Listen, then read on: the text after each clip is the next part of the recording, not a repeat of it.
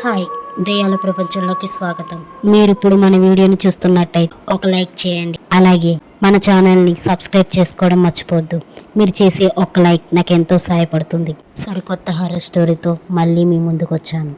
పవన్ అనే ఒక అబ్బాయి ఇంటర్మీడియట్ చదువుతూనే వాళ్ళ ఇంట్లో ఆర్థిక పరిస్థితి బాగోక నైట్ టైం డెలివరీ బాయ్గా కూడా వర్క్ చేస్తున్నాడు. ఫ్రెండ్స్తో పాటు రూమ్లో ఉంటున్నాడు. ఎప్పుడు లాగానే ఈవినింగ్ డెలివరీ ఇవ్వడానికి వెళ్ళాడు. డెలివరీ ఇచ్చేస్తుండగా మధ్యదారిలో పవన్ కి కాల్ వచ్చింది. కాల్ చూసి ఈడేంటీడు ఈ టైంలో ఫోన్ చేస్తున్నాడు అని చెప్పి ఫోన్ కాల్ ఎత్తాడు. అవతల నుంచి హలో మామా ఉన్నావారా అని ఒక వాయిస్ వినిపించింది. పవన్ కూడా ఉన్నా చెప్పరా అని అన్నాడు. మామ ఏమనుకోపోతే కొంచెం మన రూమ్కి వచ్చి నా ర్యాపిడో ఫోన్ తీసుకెళ్తావా? కొంచెం ఈ రోజు రైడ్స్ ఏమన్నా వస్తే నువ్వు చేసి పెట్టరా, ఎందుకంటే ఈ రోజు నాకు ఒంట్లో బాగాలేదు అనడంతో పవన్ కూడా సరేరా మామ నేను చూసుకుంటానులే అని చెప్పి ఫోన్ పెట్టేశాడు. అలా అక్కడి నుంచి పవన్ రూమ్కి అయితే వచ్చేసాడు. అలా రూమ్కి వచ్చి అలా బెడ్ మీద వాలి పడుకొని ఫోన్ నొక్కుతున్నాడు. ఎంతో నీరసంగా ఉండడంతో అలా ఫోన్ పక్కన పెట్టేసి అలా పడుకున్నాడు. అలా లేచి చూస్తే టైం 11 అయ్యింది. అమ్మో 11 అయింది టైము, నేను ఇంకా ర్యాపిడోకి కూడా వెళ్ళలేదు, ఇంతకీ వీడు ఫోన్ ఎక్కడ పెట్టాడు అని చెప్పి ఆ రూమ్ అంతా వెతుకుతున్నారు. అక్కడే బల్ల మీద ఫోన్ ఉంది ఛార్జింగ్ పెట్టి. ఆ ఛార్జర్ తీసి ఫోన్ జోబులో పెట్టుకుని అలా బయటకైతే వచ్చేసాడు. ఇంతలోపు అలా బండి మీద కూర్చుని ఆలోచిస్తున్నారు. ఈ టైంలో ఎవరు ర్యాపిడో పెట్టుకుంటారు, టైం అయితే 11 అవుతుంది అని చెప్పి ఆలోచిస్తున్నాడు. అలా ఆలోచిస్తుండగానే ఫోన్ మోగింది. ఆ ఫోన్ మోగడంతో అదేంటి ఈ టైంలో ఎవరు పెట్టుకున్నారు ర్యాపిడో అని చెప్పి వివరాలు చూశాడు. ఊరికి అవుట్ సైడ్ ఉందన్నమాట ఆ లొకేషన్. సో ఓకే చెప్పి ఫ్రెండ్కి ఇది కూడా చేయకపోతే ఎలా అని చెప్పి ఆ బటన్ అయితే నొక్కి స్టార్ట్ చేశాడు స్కూటీ. అలా స్టార్ట్ చేసి వెళ్తూ అలా వెళ్తున్నాడు. ఇంతలోపు వాళ్ళ అమ్మ ఇంటి నుంచి ఫోన్ చేసింది. బైక్ మీద ఉండడంతో ఆ ఫోన్ లిఫ్ట్ చేయలేదు. సో ఆ కాల్ కట్ అయిపోయింది. ఈ పవన్ ఇంకా వెళ్తూనే ఉన్నాడు. అలా వెళ్తూ ఊరి అవుట్స్కట్స్ కి చేరుకున్నాడు. లొకేషన్ చూపించిన దగ్గరే ఉన్నాడు. అలా అటు ఇటు చూశారు, ఎవ్వరూ లేరు. పవన్ కాల్ చేశారు. హలో ఎవరండి, ర్యాపిడో పెట్టుకున్నారు, ఇక్కడ ఎవరు లేరు అన్నాడు. దానికి అవతల నుంచి ఒక అమ్మాయి భయ్యా ఇక్కడే ఉన్నా అని ఒక వాయిస్ వినిపించింది. ఎక్కడ మేడం, మీరు నాకు కనిపించట్లేదు అంటే అక్కడ దూరం నుంచి ఎవరో వస్తున్నారు. పవన్ అలా దూరం నుంచి చూశాడు. ఓ అమ్మాయ్యా అనుకుని కాల్ కట్ చేశాడు. నెంబర్ చెప్పగానే తన్ని వెక్కించుకున్నాడు. అలా వెళ్తూ నేనైతే సాంగ్స్ వింటూ పక్కన మిర్రర్లో అమ్మాయిని చూస్తూ అలా బైక్ డ్రైవ్ చేస్తున్నాను. అమ్మాయి ఏం మాట్లాడట్లేదు, నేనేదో మాట్లాడదాం అనుకుంటున్నాను కానీ అమ్మాయి చాలా సైలెంట్గా ఉంది అని పవన్ అనుకుంటున్నాడు. సో అలా బండి డ్రైవ్ చేస్తూ పవన్ వెనక్కి తిరిగి మీరేమనుకోపోతే మిమ్మల్ని ఒకటి అడగొచ్చా అని పవన్ అన్నాడు. దానికి ఆ అమ్మాయి కూడా అడగండి అని అంది. దానికి పవన్ మీరు డైలీ ఇంత దూరం నుంచి వస్తారా అని అడిగాడు. ఈ రోజైతే లేట్ అయింది, డైలీ అయితే త్వరగానే వెళ్ళిపోతాను నేను అని సమాధానం ఇచ్చింది. ఓ అవునా అని చెప్పి మళ్ళీ ఎదురుకు చూస్తూ అలా వెళ్తున్నాడు పవన్. అలా వెళ్తూ మేడం గూగుల్లో లొకేషన్ ఏంటి తప్పుగా చూపిస్తుంది అని చెప్పడంతో ఏంటి గూగుల్లో తప్పు చూపిస్తుందా అని ఈమె అన్నది. దానికి పవన్ కూడా అవునండి తప్పు చూపిస్తుంది, మీరు రైట్ సైడ్ అంటే ఇది లెఫ్ట్ సైడ్ చూపిస్తుంది అనడంతో మీరైతే రైట్ సైడ్ వెళ్ళండి అని చెప్పడంతో కాన్ఫిడెన్స్గా ఈ అమ్మాయి కూడా ఉంది కదా అని చెప్పి రైట్ సైడ్కి బండి తిప్పాడు. అలా వెళ్తూ నిర్మానుష్యంగా ఉన్న ప్రదేశాలన్నీ దాటుకుని వెళ్తున్నారు. రోడ్డు చాలా నిర్మానుష్యంగా ఉంది. అక్కడ వాతావరణం చాలా చల్లని గాలి, ఎదురు గాలి వేస్తుంది. వాతావరణం ఉన్నట్టుండి మబ్బు పట్టింది. ఏదో తెలియని పక్కన ఈ అమ్మాయి ఉండడంతో నాకు మరింత ఆనందంగా ఉంది. అరే నైట్ టైము పైగా బండి మీద పిల్ల, ఆహా పవన్ నీ పంట పండిందిరా అని లోపల అనుకుంటూ బండి చాలా హుషారుగా డ్రైవ్ చేస్తున్నాడు. అక్కడ ప్రదేశం మొత్తం చాలా చీకటిగా నిశ్శబ్దంగా ఉంది. ఆ రోడ్డు కూడా కంకర్ రోడ్డు, చాలా లోపలికంటూ ఉంది.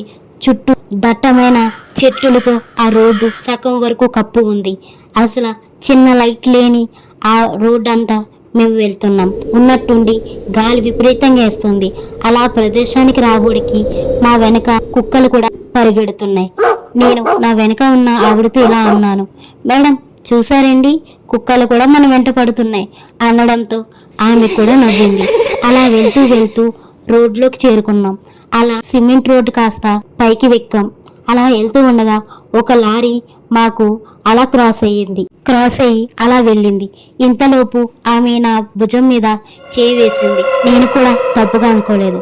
పైగా ఆడపిల్ల ఒంటరిగా ఉంది, అదే ఒక స్ట్రేంజర్తో మూవ్ అవుతుంది, అది కాకుండా ఇలాంటి ప్లేస్లో ఆ మాత్రం భయం ఉంటుంది అని అర్థం చేసుకుని నేను కూడా ఏం మాట్లాడలేదు. తను ఆ చెయ్యి చాలా బలంగా వేసింది నా పైన. కొంచెం నొప్పిగా ఉన్నా భయపడుతుంది కదా, నేనేం మాట్లాడలేదు. అలా వెళ్తూ వెళ్తూ మేడం అని అడిగాను. అక్కడే ఆ ఎదురికే అని చెప్పింది.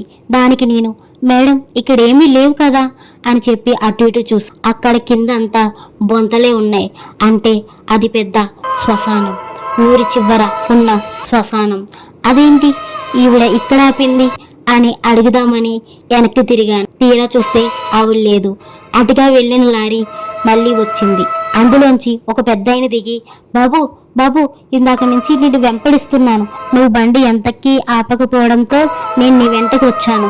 నువ్వు ఇందాక ఒక ఆవిని తీసుకొచ్చావు కదా, అది అమ్మాయి కాదు బాబు, ఒక దెయ్యం నీ వెనకాలే కూర్చుని నీ ఈపిని మొత్తం రక్కుతుంది, ఒకసారి నీ ఈపు చూసుకో అనబడికి నా ఎల్లో షర్ట్ మొత్తం బ్లడ్తో నిండిపోయింది.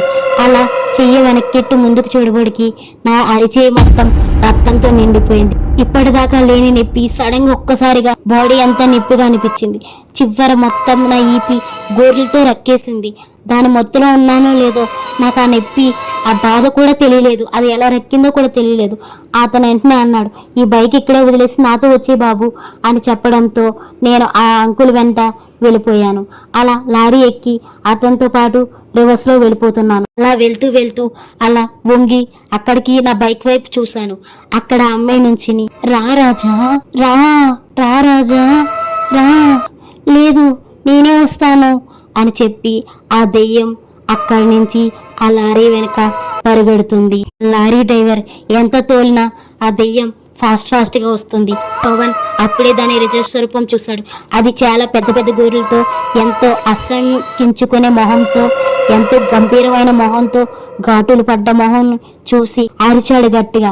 ఆ పెద్దతను, నువ్వు అల్లిపోకు, ఇది మనల్నేమి చేయలేదు అని చెప్పి ఆ దెయ్యాన్ని తిడుతూ అక్కడి నుంచి లారీ ఫాస్ట్గా తోలి ఒక ఆంజనేయ స్వామి గుడి వద్ద ఆ లారీని ఆపి లోపలికైతే ఇద్దరు వెళ్ళిపోయారు. అలా ఆ క్షణం ఇద్దరు ఒక క్షణంలో తప్పించుకున్నారు. ఆ దెయ్యం ఆ ఆలయం బయట ఉంది.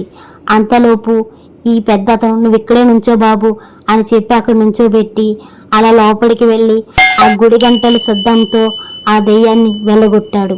టైం అప్పటికే 3 అవ్వడంతో ఆ దెయ్యం ఆ శబ్దాలకి భరించలేక అది గాలిలో అలా ఆవిరైపోవడం నేను కళ్ళారా చూశాను అని పవన్ చెప్పాడు.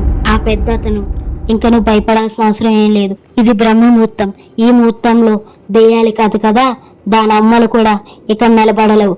ఈ ఆలయం ప్రాణజ్ఞ, ఈ ఆలయానికి ఎదురుగుండా ఏ దుష్టాత్మ ఉన్నా సరే ఆవిర్లా మారిపోయి కాలిపోయి అలా పైకి పోవాల్సిందే అని చెప్పడంతో పవన్ ఊపిరి పీల్చుకున్నాడు. ఆ గుడి గంటల శబ్దానికి అక్కడే ఉన్న పూజారి లేచి స్నానం చేసి దేవుడి మందిరం తెరిచాడు. ఆ ధైర్యంతో మేము కూడా ఊపిరి పీల్చుకున్నాం. అలా అక్కడే ఉండి దేవుడి దర్శనం చేసుకుని పొద్దున్నే మేము అక్కడి నుంచి వెళ్ళిపోయాం. అంత సాయం చేసిన అతనికి థ్యాంక్స్ చెప్పి నేను అక్కడి నుంచి వచ్చేసాను. ఇది నా జీవితంలో జరిగిన నిజమైన సంఘటన. ఇలా చేస్తే ఎలా అండి, మన వీడియోస్ సబ్స్క్రైబ్ చేసుకోకుండానే ఇంతమంది చూస్తున్నారు. సో చిన్న సబ్స్క్రైబ్ చేసుకుని మన ఛానల్ హైప్ పెంచేలా మీరే సహాయపడాలి. ఇప్పటిదాకా మన కంటెంట్ చూస్తున్నట్టయితే లైక్ అండ్ సబ్స్క్రైబ్ తప్పకుండా చేసుకోండి. అలాగే మన వీడియోస్ చూస్తున్నారు తప్ప ఎవరూ సపోర్ట్ చేయట్లేదు. మన దెయ్యాల ప్రపంచాన్ని మనమే ముందుకు తీసుకెళ్ళాలి. మీరు ఒక లైక్ అండ్ సబ్స్క్రైబ్ చేస్తే నేను మరెన్నో హారర్ స్టోరీస్తో, మరెన్నో కొత్త కంటెంట్తో మళ్ళీ మీ ముందుకు వస్తాను. సో మన స్టోరీస్ ఎలా ఉన్నాయో ఈలోపు కామెంట్ చేసేయండి తప్పకుండా.